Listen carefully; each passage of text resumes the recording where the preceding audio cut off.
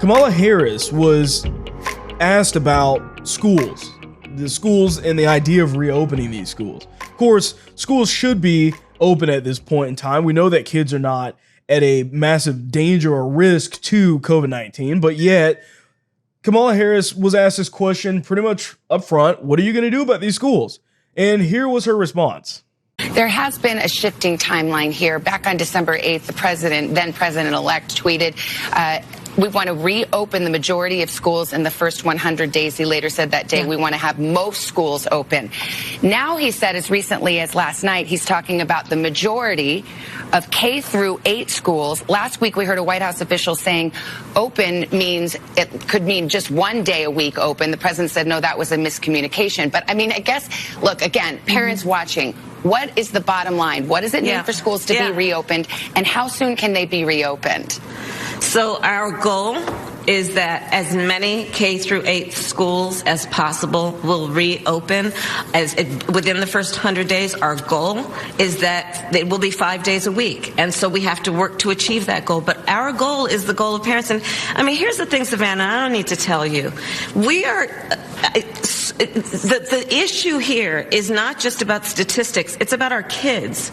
It's about their parents. It's about the fact that every day our kids are missing essential, critical days in their educational development.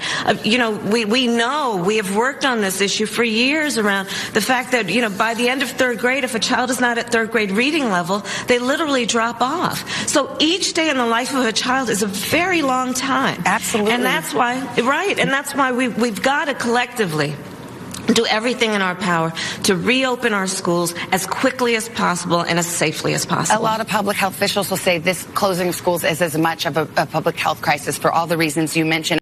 So as expected, once again, Kamala Harris doesn't answer questions at all.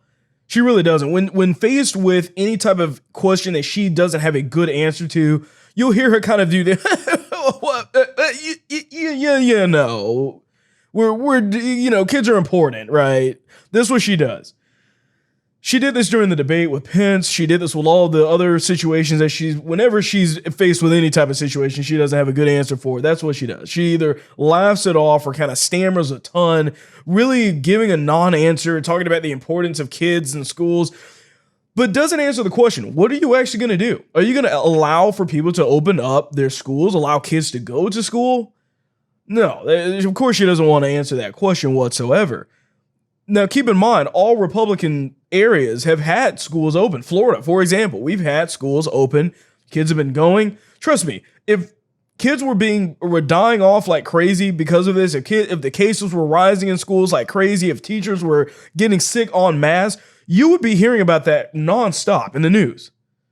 You would be. You wouldn't be able to not hear about that. Trust me. But you haven't heard those reports because they haven't been happening. The reality is that the schools should be open regardless.